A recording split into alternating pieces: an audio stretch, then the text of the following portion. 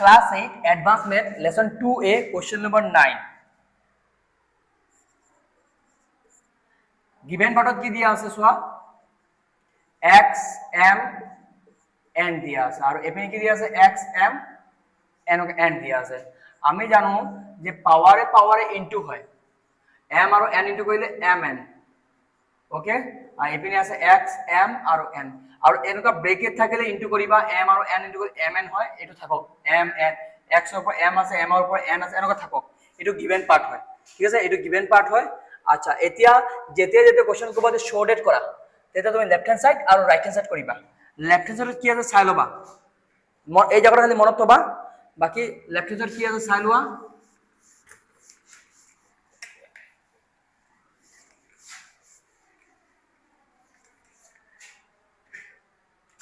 কি আছে m n minus 1 into n m minus 1 into left hand side de LHS left hand side হয় আচ্ছা m n minus 1 ঠিক আছে আচ্ছা এপিনে হলো কাটাকাটি কৰিলে পাহৰিলো সকে x আৰু x কাটি দিয়া সেম সেম টাইপ কাটি দিয়ে m n = m আৰু n এটো থাকক এটো মেন আছে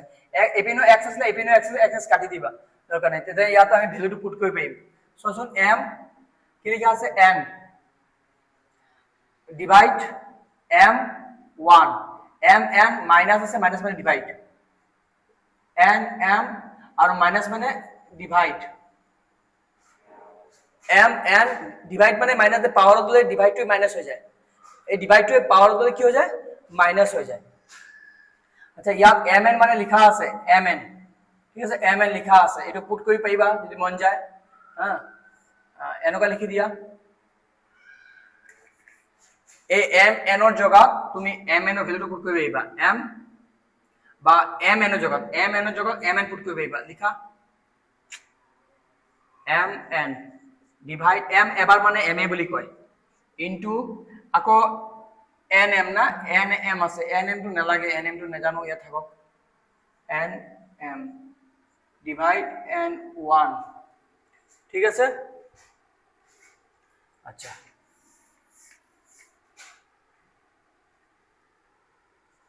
m n ডিভাইড কৰি গৈছে m দি ডিভাইড কৰি দিয়া ইনটু তাৰপিছত কি লিখা আছে n m ডিভাইড n থাককচোন এটো m m কাট ঠিক আছে m m cut n n cut into কাটাকাটি আনসার কি থাকিলে n m রাইট হ্যান্ড সাইডৰ n m আছে এটো রাইট হ্যান্ড সাইডটো আমাক লাগে n m আছে ডিভাইড লিখিলো ডিভাইড দিলো m n জায়গা এই m n টো দিয়া আসলে যে m n to m n হয় দিয়া আসলে হবে একদম ইজি ম্যাথ আসলে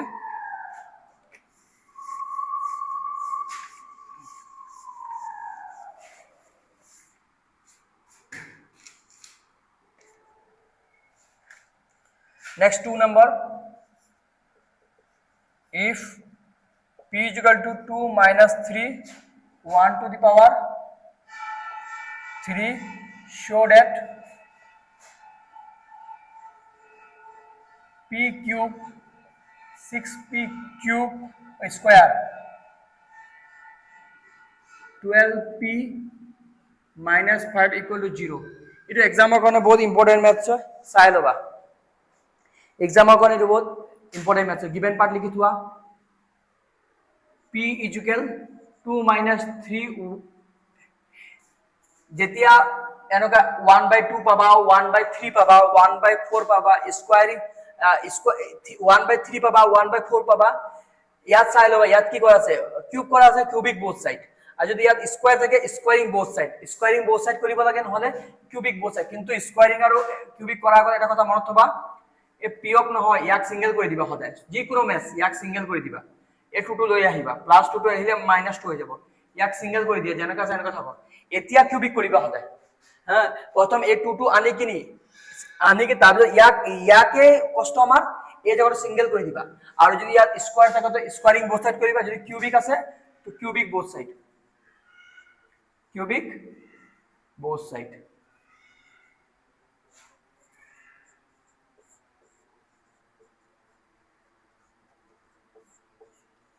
দুফালে কিউব কৰি দিলো কিউবিক বোথ সাইড হৈ গল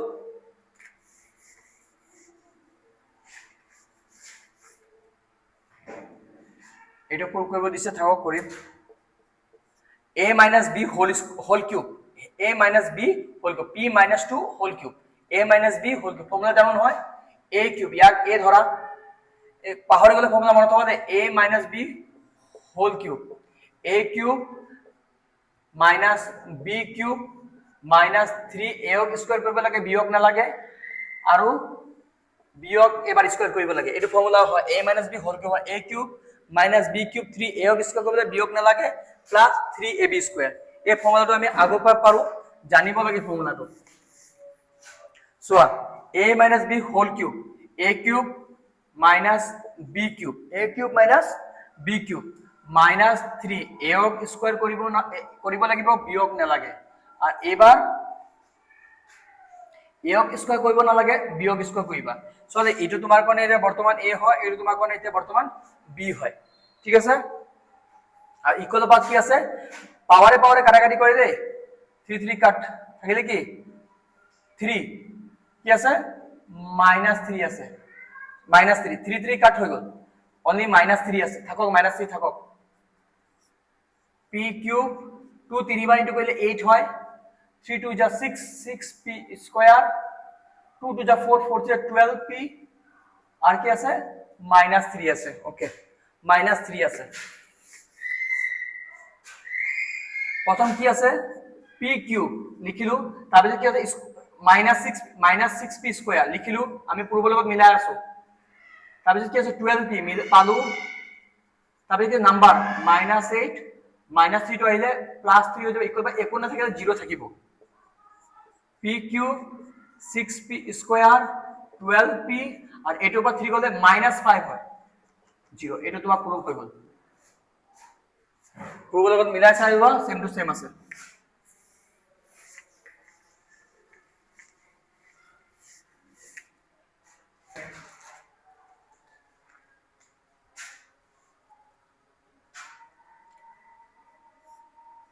if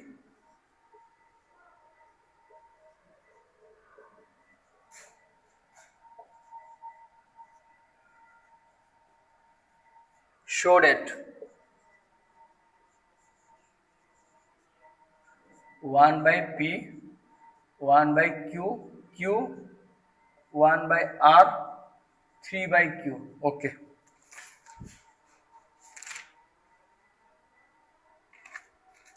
ঠিক আছে এটো গিভেন পার্ট হয় আমি গিভেন পার্ট লিখি থৈ দিম a p b q c r ঠিক আছে এন্ড b স্কয়ার ac আচ্ছা এটো গিভেন পার্ট হয় আর এটোর প্রুফ কৰিব লাগে এটো প্ৰুফ কৰিব লাগে এনেকা ম্যাচ পাব লাগে এটা দুটা তিনটা চাৰিটা পাঁচটা ইকুয়াল থাকিব লাগে লেট লৈ লবা let a p b q c r equal to k লৈ লবা লেট এইটোৰ ভ্যালু নেজানো সবৰ ভ্যালু একই আছে না ইকুয়াল সবৰ ভ্যালু কি হয় ইকুয়াল মই নেজানো ইয়াৰো ভ্যালু যিমান হ'ব মই ইয়াৰ ভ্যালু যদি 5 হয় ইয়াৰো ভ্যালু 5 হ'ব ইয়াৰো ভ্যালু 5 কেলে মাজত ইকুয়াল সাইন আছে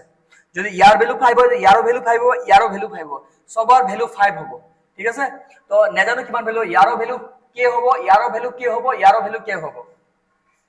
ওকে তো এয়া লিখি দিও এবাৰ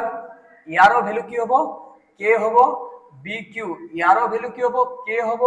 আৰু cr ইয়াৰো ভ্যালু কি হ'ব k হ'ব আর মনত থবা p এপিনে গলে 1 by p হৈ যায়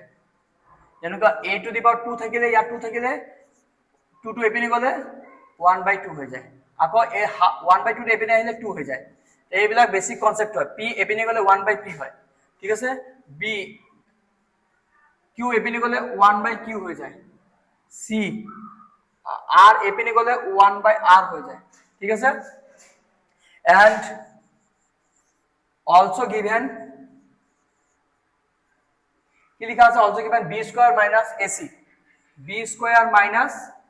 ac p কিমান দিয়া আছে b এই যে তুমি লিখি থৈছা b মানে কিমান দিয়া আছে k 1 q square k 1 q বাহিৰত স্কয়াৰ আছে a কিমান আছে k 1 by p k 1 by p c কিমান দিয়া আছে k 1 by r কে 1/r ওকে বি এর জায়গাত বি লিখিলো এ এর জায়গাত এ লিখিলো সি এর জায়গাত সি লিখিলো বাহিৰত খালি স্কয়ার আছে একদম ইজি ম্যাথছ হয় সিম্পল ম্যাথছ হয় এবিলাক এডভান্স মেথড এবিলাক এডভান্স মেথড বুলি কবই নালাগে একদম ইজি ম্যাথছ কিনি হয় এবিলাক আৰু পাৱাৰ ইনটু 202 q1 q পাৱাৰে ইনটু কৰে দুটাকে থাকিলে এটাকে লয় এটো জানাই নিয়ম আর 1/p আর ইনটু মানে প্লাস 1/r এখানে q কে আছে কাটি দিয়া 2/q 1/p আর লাস্ট ফিনিশিং দুই যেতে পাই যাবা তোমার পূর্ব লগত মিলাই চাই লবা 1/p আছে 1/r আছে কিন্তু কি নাই 1/q নাই এপিনে 1/q নাই ঠিক আছে আচ্ছা এপিনে এটা কি নাই 1/q নাই ঠিক আছে তুমি এপিনো 1/q লৈ লও এটা আর 1/p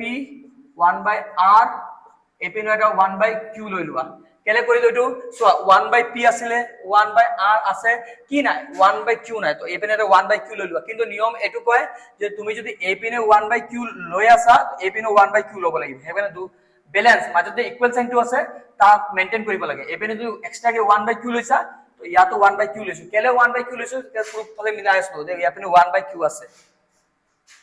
ঠিক আছে হ্যাঁ দুটা q থাকিলে এটা q জানাই তোমালোকে আর 2 + 1 3 আর এপিনে 1/p আছে তাৰ পিছত 1/q আছে তাৰ পিছত 1/r আছে আমাৰ প্ৰবলেম সাইজ মিলাই কিনি 1/p আছে 1/q আছে 1/r 3/q আছে পুরা পুরা ম্যাচিং হৈ গল এনেকা কৰিব লাগে ম্যাথ কিনি পুরা ইজি ম্যাথ হয় কিনি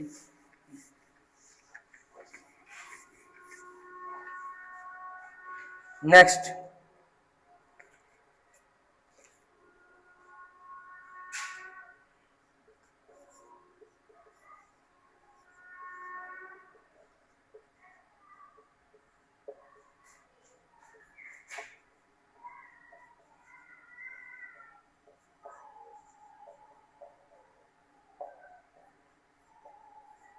একদম সেম টু সেম এতিয়া যোনটো কৰিলো আকৌ গিভেন পাৰ্ট লিখি লিবা সেম টু সেম লিখি লিবা 2a 3b আৰু 6c আচ্ছা লেট ইয়াৰ জি ভ্যালু হ'ব ইয়াৰ জি ভ্যালু সেমে হ'ব কেলে মাজত ইকুয়াল সাইন আছে তো 2a 3b 6c = k লৈ লোৱা মানে ইয়াৰ ভ্যালু সব সেমে হ'ব মাজত ইকুয়াল সাইন আছে এখানে কিবাটা লৈ লোৱা k লৈ লোৱা ঠিক আছে এতিয়া ইয়াকো দি দিয়া কে ইয়াৰো ভ্যালু কে আৰু ইয়াৰো ভ্যালু কে থাককচোন ইয়াৰ যদি 2 লিখো কে a টু এপিনে গলে 1/a হৈ যায় আৰু কে লিখিলো b টু এপিনে গলে 1/b হৈ যায় আর 6 মানে জানোৱে 6 লিখি থছোন কে এটো c আছে না এপিনে গলে 1/c হৈ যায় মাইনাস লিখি থছো দেই আৰু ইয়াতে তোমাৰ आंसर হেক হৈ যাব 6 মানে কি 2 3 যা 6 কে থাকক একো টেনশন নাই আৰু 2 মানে জানো 2 মানে 2 এর ভ্যালু এইটো হয় 2 এর ভ্যালু এইটো হয় 2 এর জায়গা তুমি কে 1/a লিখিও পারা 3 জায়গা তুমি কি লিখিব পাইবা কে 1/b কে 1/b 3 জায়গা এপিনে কে 1/c আর কে দুটা থাকিলে এটা কে লয় 1/a + 1/b ইনটু মানে প্লাস কে 1/c এপিনে কে থাকিলে কাটি দিয়ে এটো সব এগুলো সিম্পল ম্যাথ হয় থাকিলে কি 1/a থাকিলে প্লাস 1/b থাকিলে হেপিতে মাইনাস আছে না মই মাইনাস দিয়া নাই মাইনাস আছে তো -1/c তো আহিলে প্লাস 1/c হৈ যাব ইকুয়াল বা একো না থাকিলে 0 থাকিব আকৌ आंसर মিলি গল তাৰ লগত পুৰা পূৰ্ব লগত মিলি গল आंसर হৈ গল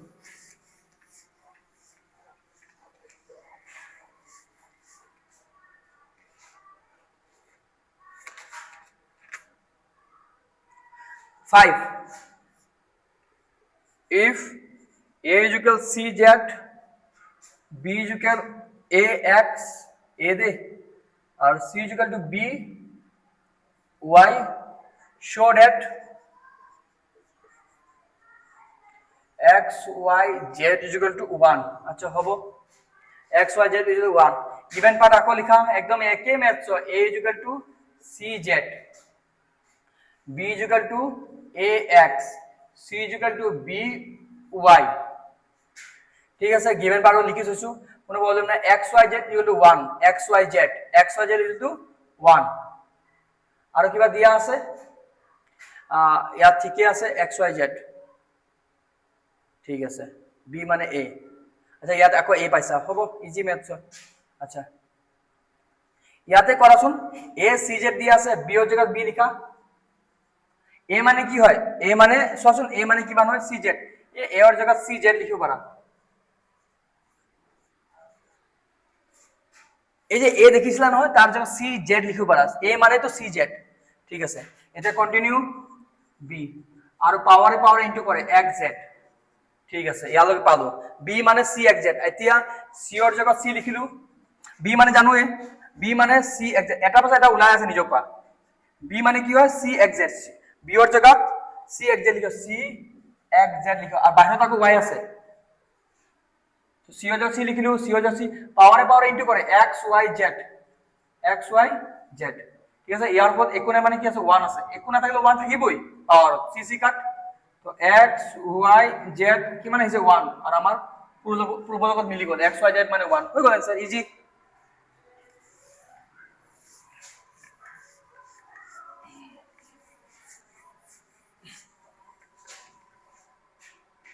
next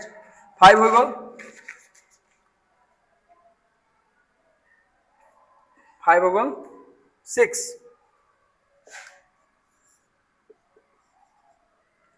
if XY is equal to Y, X দিয়া আছে, and X is equal to 2Y দিয়া আছে, Y is not equal to 0 দিয়া আছে, find the value of Y। okay, ঠিক আছে। আচ্ছা সলিউশন ইয়াৰ পৰা সলিউশন লিখি লব ধুনীয়াকে, X Y, Y মানে X। ঠিক আছে, X